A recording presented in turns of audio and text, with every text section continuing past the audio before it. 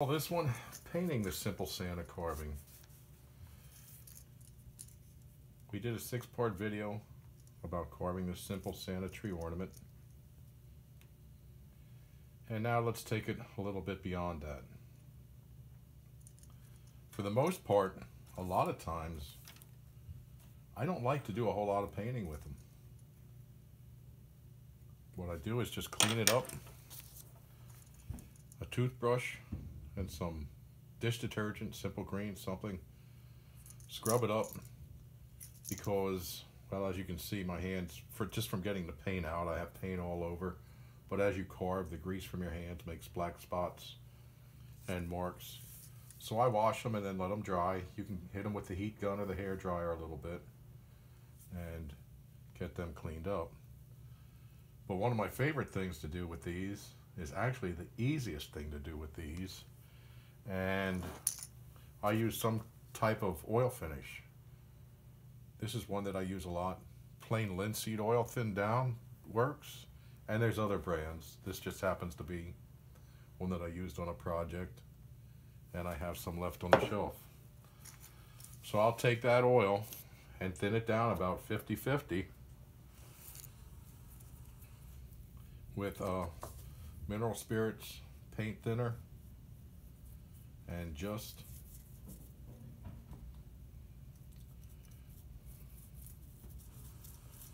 give it an oil finish. Probably give it a couple coats.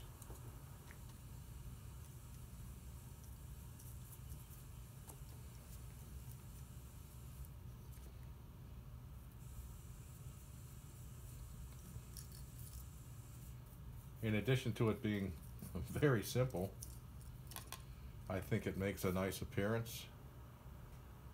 It lets the people know that it was a carved figure, not something plastic. You can see the wood, you can see the grain.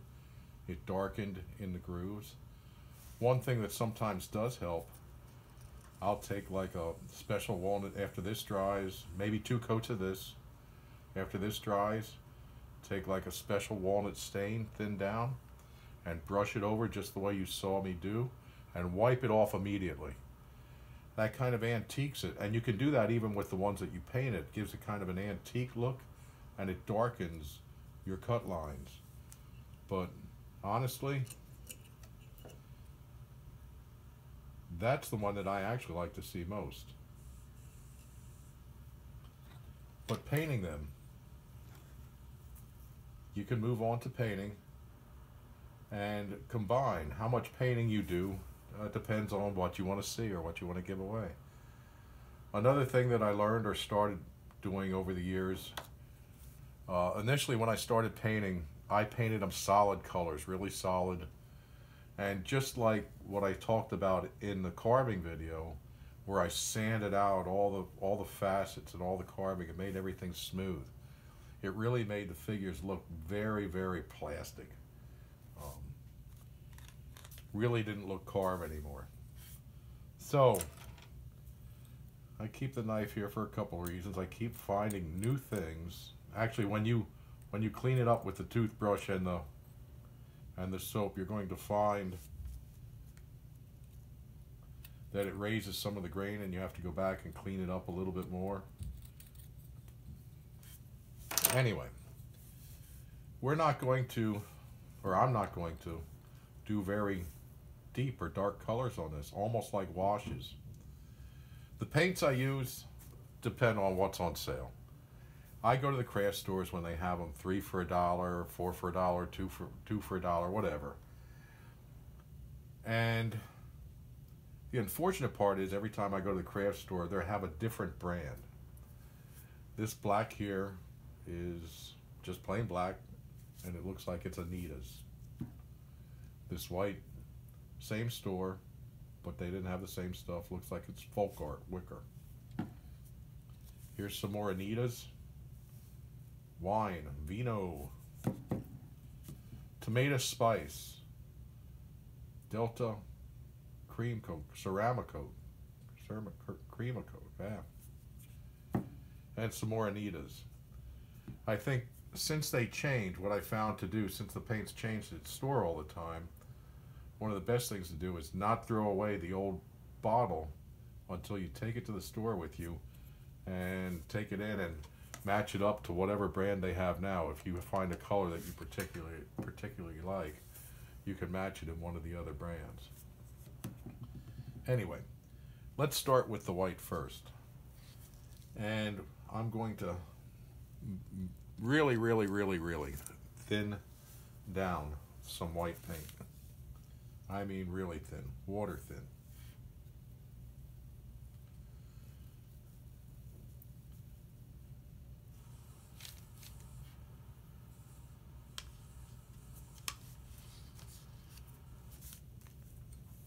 I have a lot of different fine brushes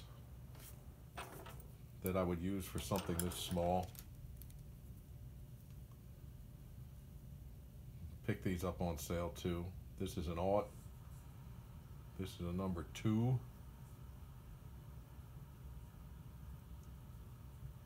Another aught. And this is a 5/0. Toothpicks I will use as well, and I'll explain that in a little bit. Let's start with the eyes, and we're going to go in and coat the whole eye with the white. That very, very thin down white. I do tend to like working from the lightest colors to the darkest. If you go over on things, it's easier to cover the light colors than it is to cover the dark colors. I'm also going to do the fur band at the bottom of his hat.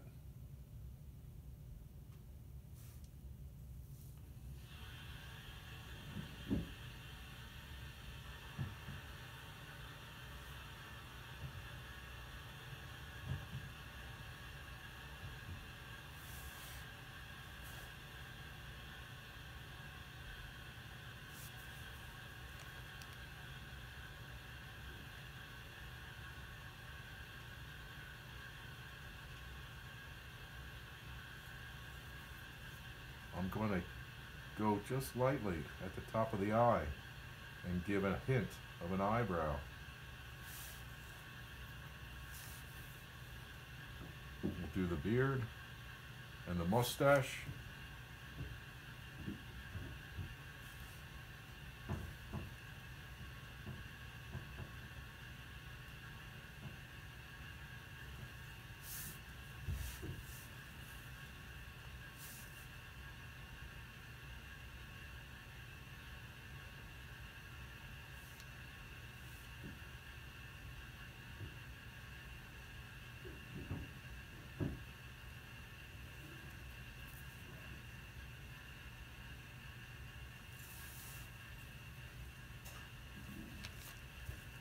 Ball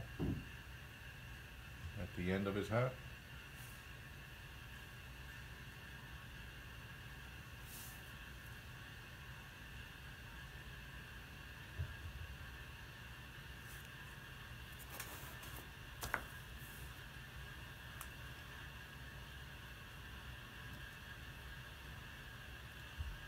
I never seem to mix up enough, or I mix up way too much.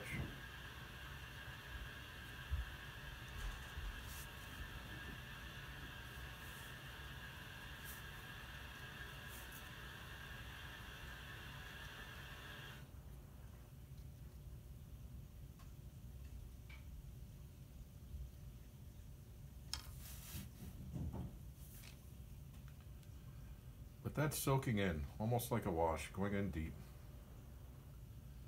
Don't worry about that just yet. Actually, don't worry about it at all.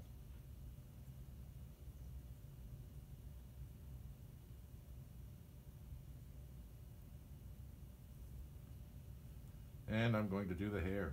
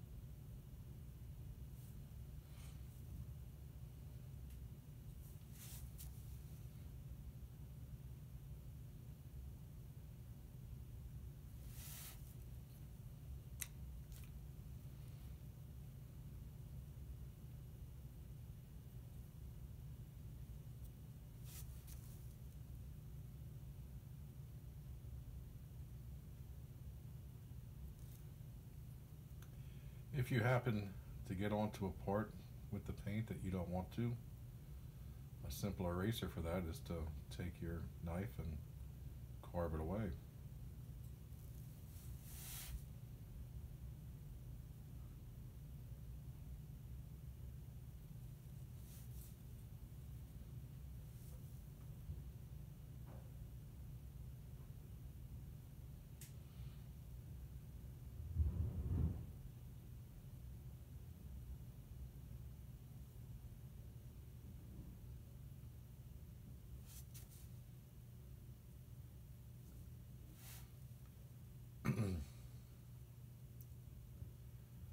My painting has changed and probably will continue to change as I continue to carve and do different things. But like I said, painting solid colors, that really wound up not being what I thought was a very attractive look in the end.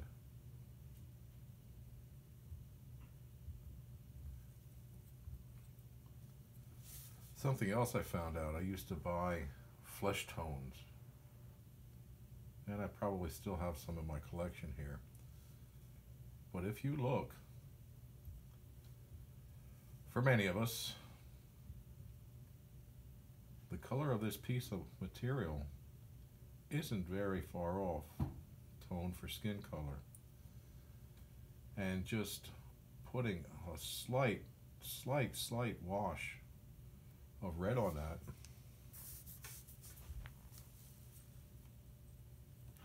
will make a really nice skin tone. You don't have to do a whole lot. I won't put any skin tone on these at all. So that's the white. We would do the same thing with Santa's hat. I'd probably use this red here. This was the Vino from Anita's, but thin it down and paint it. I'm going to move right along here with these because I know I run out of video time on this camera phone. This, I do try to stick to this because I like this color for this particular process. Tomato spice. So I always try and look for something in that color because I use that a lot to do this. I'm just going to dip that in, and I'm going to do what I call dry brush. I'm drying that brush off on a paper towel, and I'm just going to lightly go around at the mouth,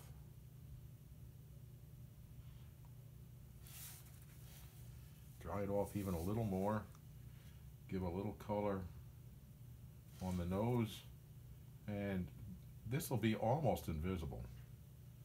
A little color on the cheeks and around the eye, at the forehead. Just little bits, and I mean really dry the brush off. I'll really dry it off. It's easier to go back and add a little more later than to have too much on at this time.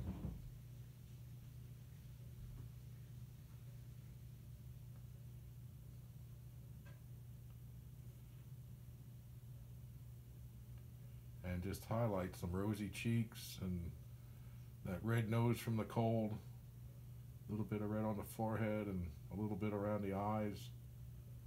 Almost no color at all. Then I would go darker on the inside of the mouth. A little bit more color in there.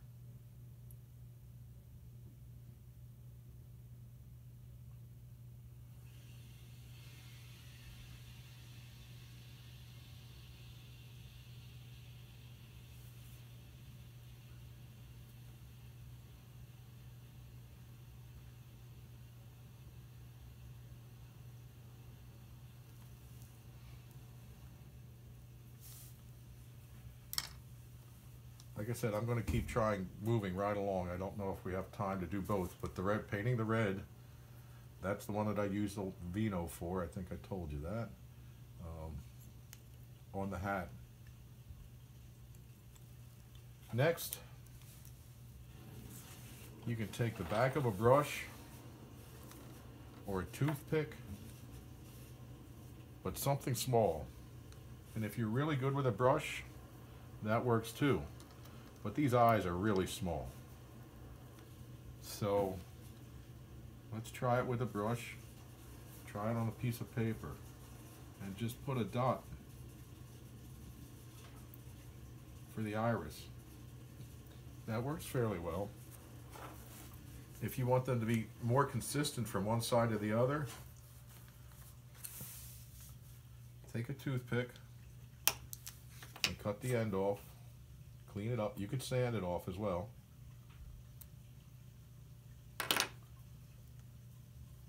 And do a sample for yourself. Dip it in the paint just lightly and tap it on a piece of paper. See if that's the size that you want. And just like that, you could make 2 irises. I think that's what they're called. Even this, we don't want a lot of paint on. I dab it a couple times and then go in and do the eye.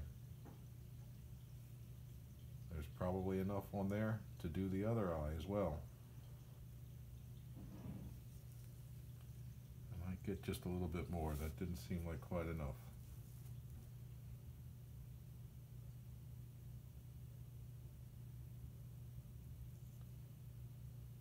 Remember, the iris, most times you see, it doesn't usually touch, and it's different in every person, it doesn't usually touch the bottom eyelid, or it comes close. And part of it goes up under the upper eyelid most times, on most people. Everyone's a little different, but that's a fairly typical thing.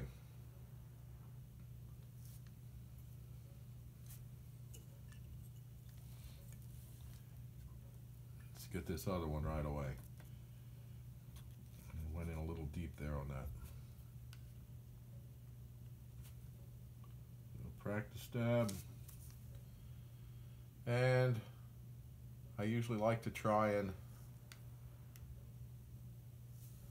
make it that his eyes aren't looking straight on, that they're looking to one side or the other. So go to one side or the other when you do this, to have him not looking so straight on.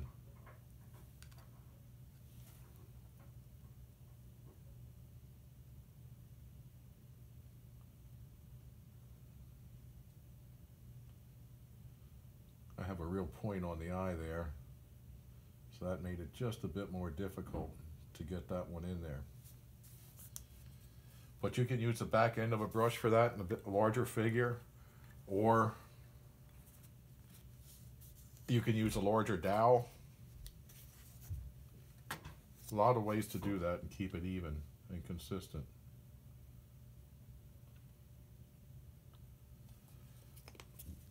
And then for the pupil, you can take just the pointy part of the toothpick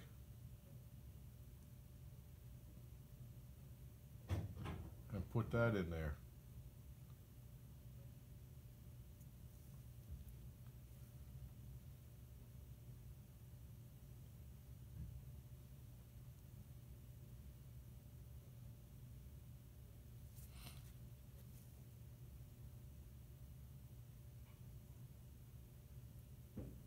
May have been good for me to have cut a little bit of that off. I like to have the pupil look fairly large. These are pretty beady-eyed little guys to begin with. If you give it a small pupil, they look even more beady-eyed.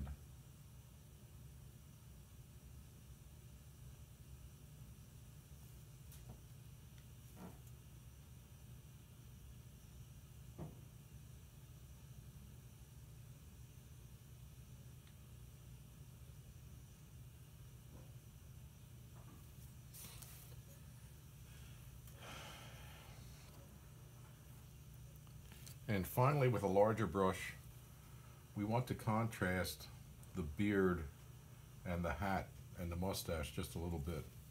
I'm going to take a larger, stiffer brush, and I'm going to kind of use that dry brushing technique again with some gray paint. I'm going to dab it on the paper towel and make it almost dry. And then I'm just going to go across, maybe hitting the top of the facets. I maybe went a little too dry there. And adding some gray tones.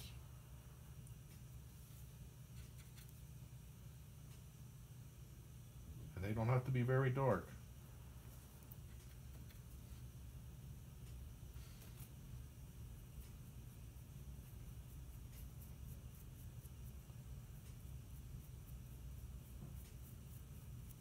To have a big impact in the end.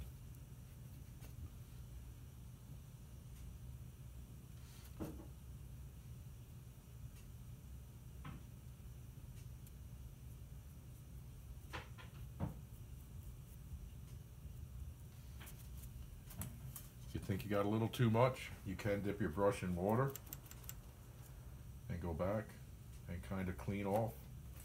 Dab with a paper towel. Take some of it away. It's easy to overdo it because sometimes it's a little bit hard to see.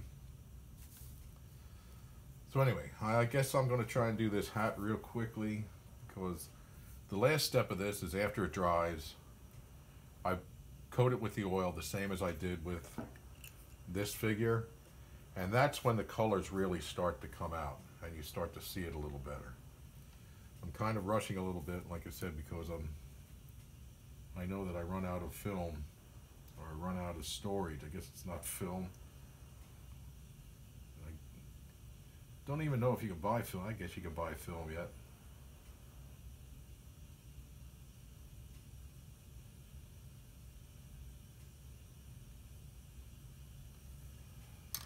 But I know that I run out of storage quickly in this camera, so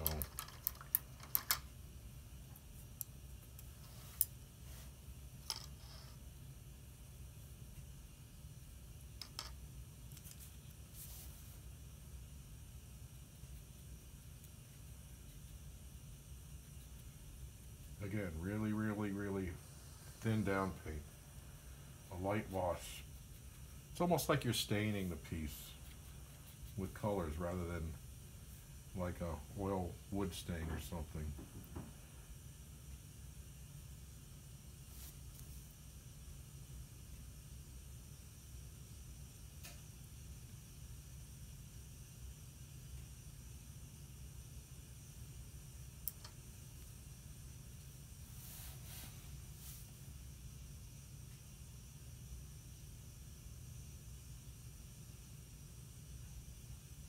Try and get into the corners. And like I said, if you go a little too far and get some paint in where you don't want it, you can always take your knife